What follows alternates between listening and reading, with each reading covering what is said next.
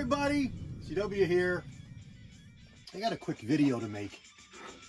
We've kind of talked about this, but I don't ever remember making a video. And that's about recovering ammo. Either ammo that you've bought that somebody else reloaded, that you want to, salvage the components, or loads that you've done yourself, like I have here, that were a ladder load. And the way I load ladder loads is I load 5 bullets of each powder charge, all with the same powder and the same bullet and the same primer and the same case, but varying powder charges. And then I shoot them, try to find an accuracy node, and then fine tune that down to produce a load, to find a load that the gun likes. But you end up with a lot of stuff that you can't use. And I only fire 3-shot groups to start because that gives me all the information I ever need to prove a load. Once I establish a load and I fine tune it, I'll move up to, more rounds. But to start out was 3. So here's the lightest load and here's the heaviest load. And these were 3/10 of a grain between them.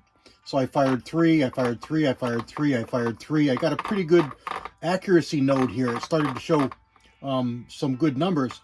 So I fired one over the chronograph to see where I was for velocity. Fired another 3 and I started to get pressure signs. So I didn't go any farther. I had 3/10 more, 3/10 more, 3/10 more.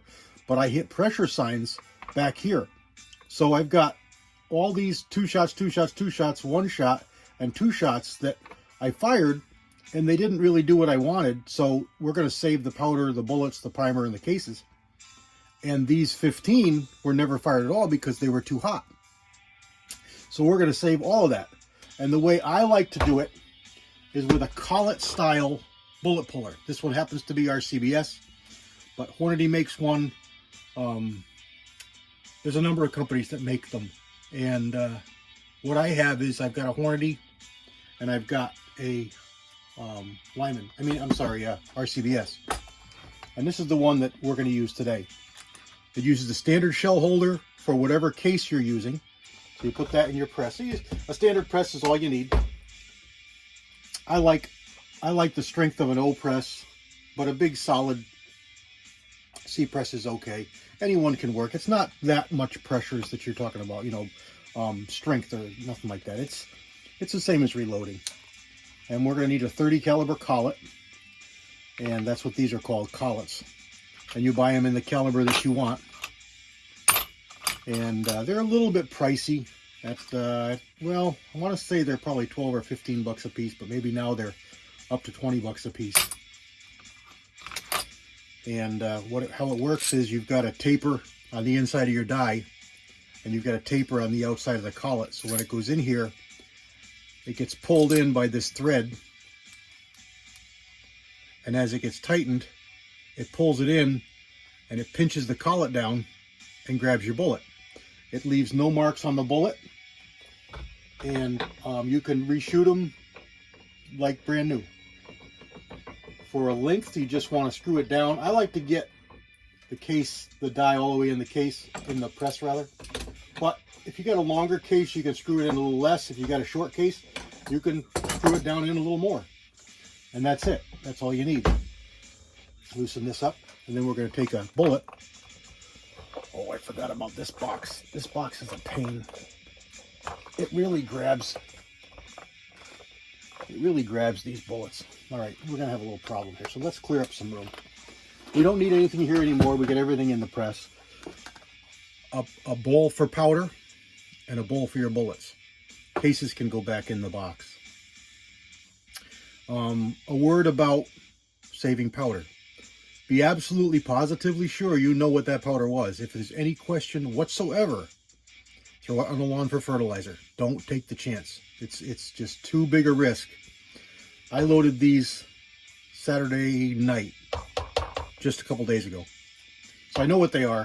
Plus I wrote it down, my load data, and I cataloged it in my book. That's the 200,608th load. And I can go right to the book and look up all the information on it just by that number. So a log is a really good thing as a hand loader. All right, let's pull this out of here.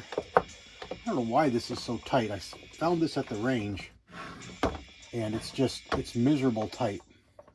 So we're just gonna, see that? We're just gonna pop a couple out here because I don't need to do all these to show you how this works. So here's our bullet. This was a 3006 180 grain round nose with 4064 powder. Put it in the shell holder, run it up in the die. Now it's gonna stop when the case hits the bottom of the collet, and that's about what you want. Just take this and tighten it up. How tight? You're gonna have to see. Probably not too tight. That's probably plenty. You can index this around so this handle doesn't affect this handle, but for the sake of what we're doing here, you get the idea. We ran the case up in so the bullet is inside the collet. Pinch this down, tighten this down, it pinches on the collet, and just go like this. And out comes the bullet. There's your case. Perfect, not a mark on it. Dump our powder out. So there's a good case. We put that back in here. Go over here, loosen this up. Out drops your bullet. The bullet is perfect. There's not a mark on it. If I can get this to focus on me. Not a mark on the bullet. If you really, really tighten it down, you may get a few lines on the bullet. And if you're trying to do cast bullets, this may not be your best choice. Because it squishes the bullet a little bit, and cast, it doesn't have the integrity. So you squish it and it stays to that side. It doesn't spring back, so it doesn't have a lot of grip on it, and it slides right off.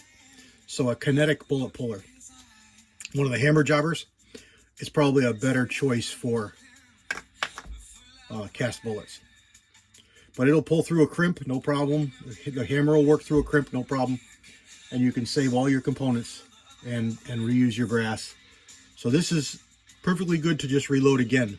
You're going to have a little bit difference in your neck tension, so it's going to affect it a little bit, but I've reloaded these just as they are, as if they were a freshly sized case, and there's certainly no danger.